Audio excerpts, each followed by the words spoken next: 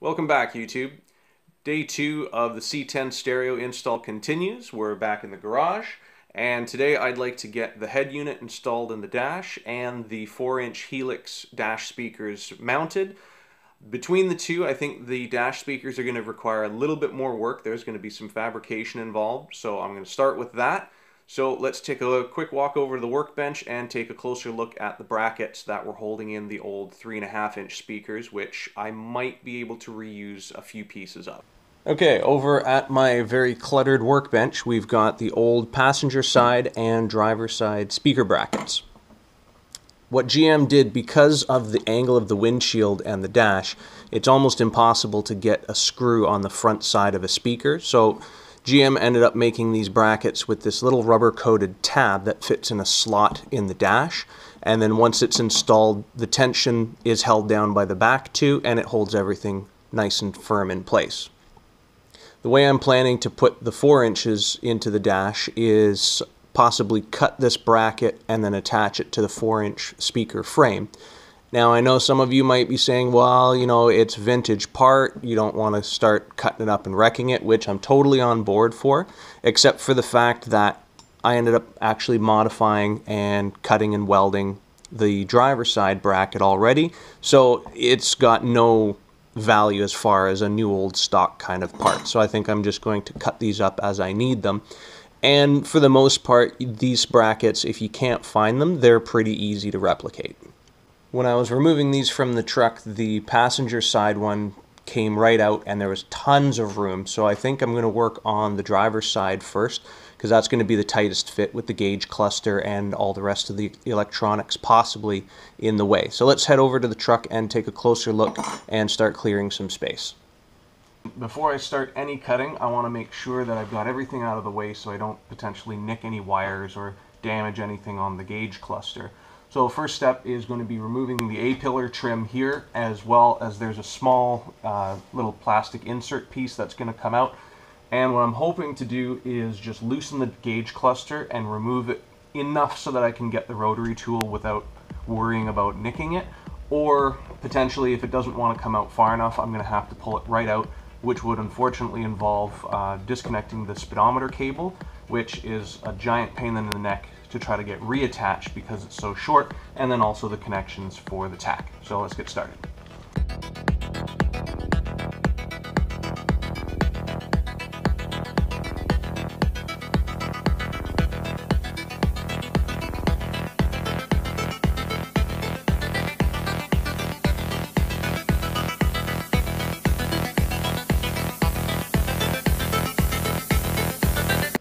Alright, now that that's all out of the way, I think it's pretty much ready for surgery. There is one set of wires going up the A-pillar that I'm going to have to tape to the windshield just to make sure it doesn't droop down and hit the cutting blade.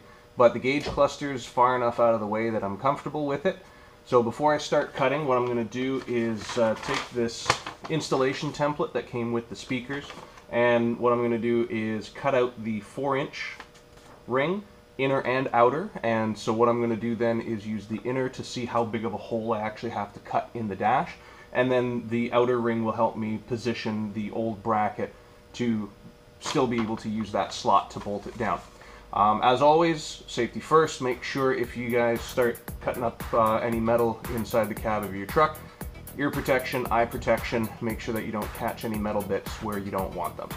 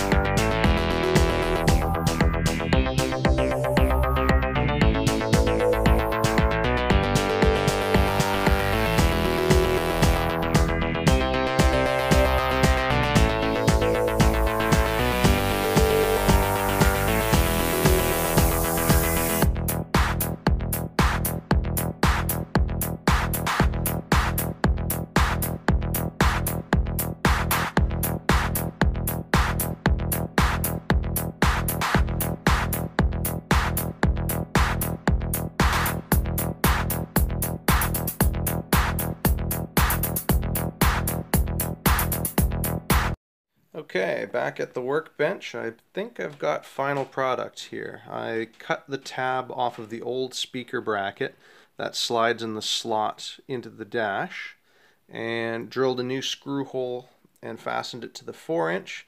Put a little bit of color on it just so that it doesn't rust out and whatnot. And so this hole down here is going to be reusing one of the original speaker holes in the dash, and I drilled a new hole for this one here. So ideally, it would have 4 points holding it down. In this case, just because of space constraints, we're going to have to settle with 3. All right, there we go. We've got the driver's side 4-inch speaker mounted. Gauge cluster is ready to get bolted back in. The fitment is very tight. I'm pretty sure, actually, that speaker is resting on the back of the gauge cluster. Now, I'm hoping that isn't going to cause an issue with vibrations. The 4-inch speakers do have rubber isolators, or what I'm hoping will also act as a cushion on the outside of the magnet. So I'm hoping with the rubber resting against the gauge cluster, it's not going to be vibrating too bad. May have to revisit that down the road. What I'm going to do, obviously, is test the front speakers before I put the dash pad back on. As long as everything's kosher, it'll be the final fitment. Something I wanted to address real quick was the fact that I reused part of the original speaker bracket. Now, I could have built a new mount from scratch for the new 4-inch, but I wanted to show you guys that with a few simple tools and a little bit of an imagination, you could come up with something that actually works out pretty good and doesn't look too janky. Now that the driver's side's all buttoned up, let's move over and see what we're working with on the passenger side. After coming over to the passenger side, I was actually pretty disappointed because it turns out the original bracket mounts on and it's slightly raised off the dash. So if I had a speaker that stuck up any higher, I run the risk of poking the bottom of the dash and eventually cracking it. But after taking a close look, the new 4-inch speaker fits absolutely perfectly in the old bracket, like to the point of like press fit, it's not coming out, right? Just by popping it in there, this could work just as is. So the reason I'm disappointed is, although this would work and it's the absolute easiest solution because you basically have to do nothing for this to work, I'm going to end up cutting a bigger hole in the dash because I want to get the speaker mounted as absolutely low as possible, because again, I don't want to run the risk of damaging that dash because it's in such good shape. So I'm going to grab the Dremel and we're going to hack out. I've marked out with my paper template where I need to cut, and with that material removed, the speaker should be able to sit down nice and flat on the dash.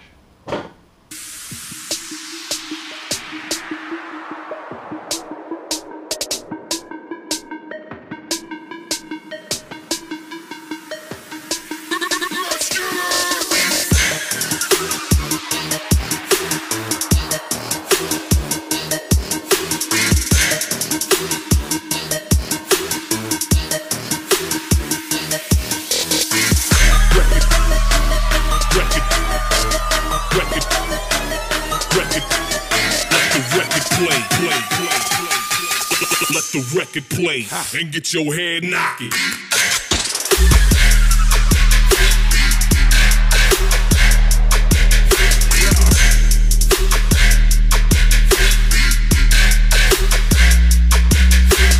That's some shit.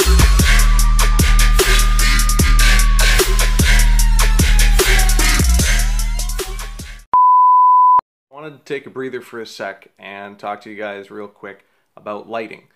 I took a break from the truck for a few hours and went down to the local Home Depot and picked up 5 new fluorescent fixtures to replace the old ones that were hanging in the garage.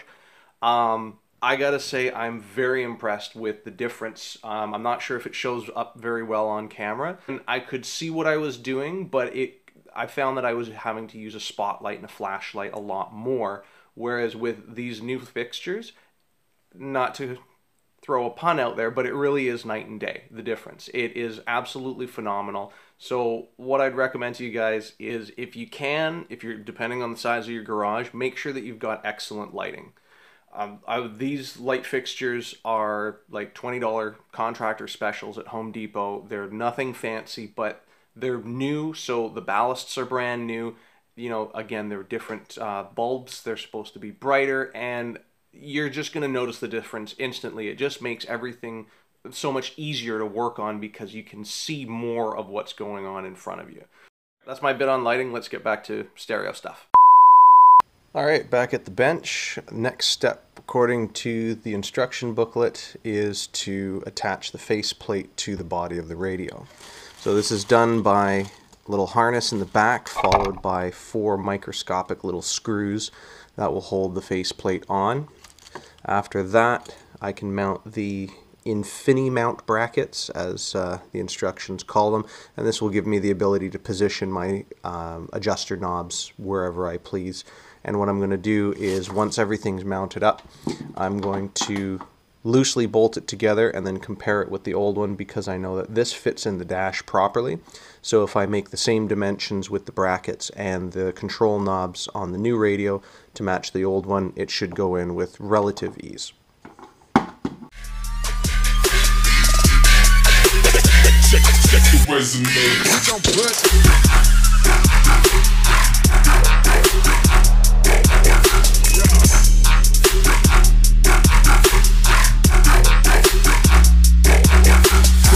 Let's go.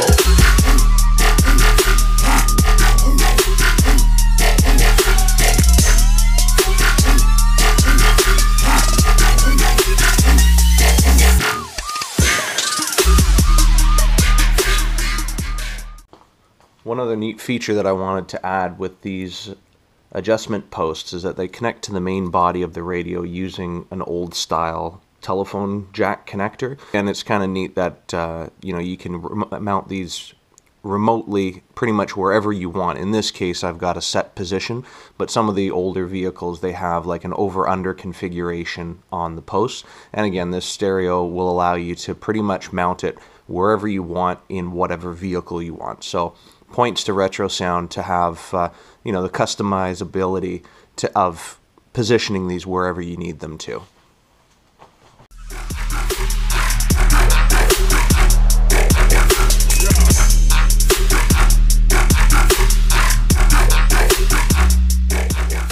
So that didn't take too long. I've got the brackets and the knobs mounted pretty darn close to the original Custom Auto Sound position. Now, one of the big complaints that I've seen and heard from a lot of people with different reviews on this Retro Sound radio is that the knob configurations and the brackets can be a little finicky, because there's, in all honesty, a lot of moving parts and pieces. You've got, you know, slides up and down, forwards and backwards on the brackets. You've got a bunch of different slide positions and notches for the actual posts, and of course the actual depth of the post as well, depending on where you mount the retaining nuts. So admittedly, I can totally understand where these guys are coming from. You know, you may have to maneuver it slightly when you're actually installing it in your vehicle. It hopefully will be a basic one-time process. I'm going to try to put this, fit it into the dash, see how well it fits. If it all fits nicely, I'm going to snug it all down, and that's going to be the final position for everything. With the soldering iron heating up, let's take a look at the wiring that comes in the box with the Retro Sound. So here we've got the main harness that connects to the back of the radio, and it's got an intermediate harness that plugs into both of these, and you've got your main power and your speaker connections. Now, because I'm going to be running all the speakers through the amplifier, I'm not going to need this at this point. I'm going to save it in case later on down the road I want to run the speakers directly off the head unit, but for now this is going to be put aside. On the main harness for power, basically it rolls down to, you've got a nice little descriptor tag.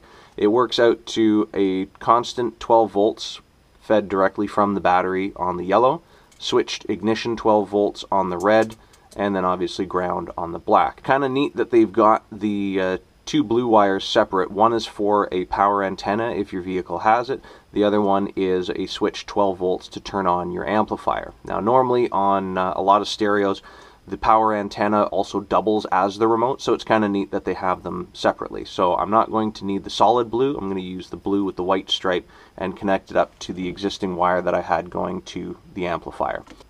Now this opens up the age-old debate of what kind of connections should you do on electrical in a vehicle. Some people swear by butt connectors, some people like soldering everything. Me personally, for peace of mind, I like soldering. It's just, you know, in my mind, a little bit more of a permanent bond because I have had wires slip out of improperly crimped connectors. So if you do decide to solder everything together, you're going to need a few very important things. Obviously, soldering iron, good quality solder, some acid paste flux to remove any residue or oxide off of the copper to make the solder flow a little bit nicer, good pair of wire strippers to prep the end of the wires, and some heat shrink. Now you can use electrical tape, but with heat cycling over the seasons and just, you know, in general your vehicle being parked in the sun and the shade, I found that the adhesive on electrical tape will end up softening and it'll start unrolling, and you can get short circuits where you don't want them. Now, if you do want butt connectors, make sure that you invest in a good set of crimpers. You can see here that these have slots for the individual size of butt connectors. These will do a proper job and make sure that the wires aren't going to fall out later on and create short circuits. Don't use a pair of pliers or a pair of vice grips. It will work, but it's not the correct way of doing it, and again, it won't crimp it properly, and you could run into problems later on blowing fuses, and then trying to track down the problem is just way too much hassle.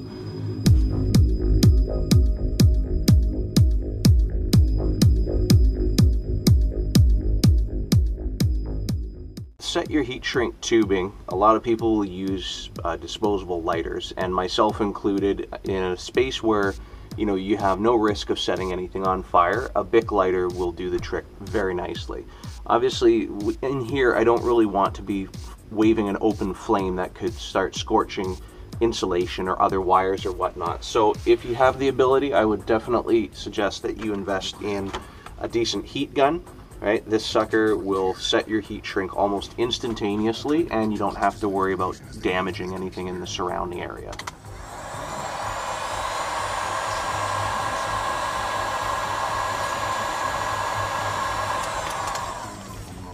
And that's ready to go.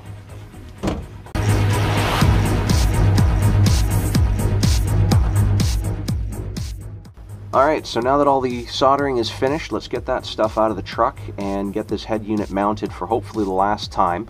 I'm going to connect up the antenna, the RCA cables, as well as a remote mount microphone that I'll fish the wiring through later on once I decide where that's going to be mounted.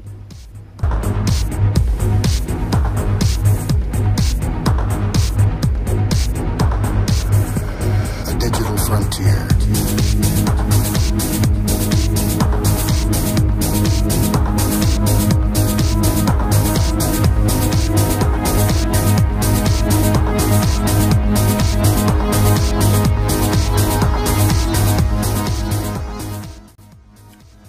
Alright, it's been, I would say, well over an hour, and I can totally understand with what people are saying about this thing being finicky.